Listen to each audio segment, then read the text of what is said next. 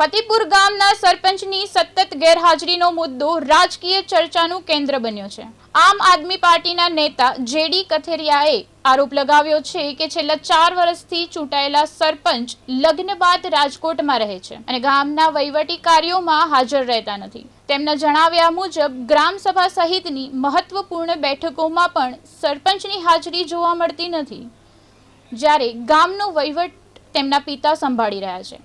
આ મુદ્દે તાલુકા વિકાસ અધિકારીને આવેદનપત્ર આપી તપાસ અને સરપંચને સસ્પેન્ડ કરવાની માંગ કરવામાં આવી છે। જેડી કથેરિયાએ પ્રશ્ન ઉઠાવ્યો છે કે સરપંચ હાજર ન હોય તો ગામના પ્રશ્નનું નિરાકરણ કોણ કરશે? સમગ્ર મામલે તપાસ બાદ હકીકતો સામે આવશે। અને 3 થી 4 વાર મેં અરજી કરેલી છે, જિલ્લામાં કરેલી છે, તાલુકા વિકાસ અધિકારીને કરેલી છે કે સરપંચશ્રીના 4 વર્ષથી મેરેજ થઈ ગયા છે। મેરેજ થઈ ગયા પછી સાસરે વયા ગયેલા છે અને એનો આખો કારભાર એમના પપ્પા સંભાળી રહ્યા છે। એના પપ્પા કોઈ પણ ગ્રામસભા હોય, કોઈ મિટિંગ હોય, ગામમાં કોઈ પણ કામ કરવાનું હોય તો એના પપ્પા જ હાજર હોય છે અને બધું વહીવટ એના પપ્પા કરે છે। એ વિડીયો એવિડન્સ સાથે મેં સીડી સાથે અરજી કરેલ છે, ગાંધીનગર કરેલ છે, મુખ્યમંત્રી સાહેબને કરેલ છે, જિલ્લા વિકાસ અધિકારી સાહેબને કરેલ છે।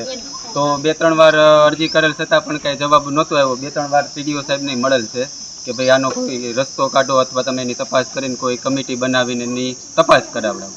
આજે મારી સાથેથી જેડી સાહેબ પણ આવેલા છે અને એને મેં એના સાથે લઈને અને આજ પાછી રજૂઆત મેં કરેલ છે। તો મારું નામ છે જેડી કથિરિયા, મારું ગામ ચાપાથળ છે। મારા ગામ ચાપાથળની બાજુમાં ફતેપુર ગામ છે અને ફતેપુર ગામની અંદર છેલ્લા 4 વર્ષથી સરપંચ ચૂંટાયા છે અને સરપંચ ચૂંટાયા પછી એ પોતાના અનમેરેજ હતા અને મેરેજ થયા પછી પોતાના સાસરે ચાલ્યા ગયા છે। અત્યાર સુધીની અંદર જે મુખ્ય ગ્રામસભાઓ હોય કે અન્ય સભાઓ હોય એમાં એ પોતે હાજર નથી રહી શક્યા અને હાજર રહેતા પણ નથી।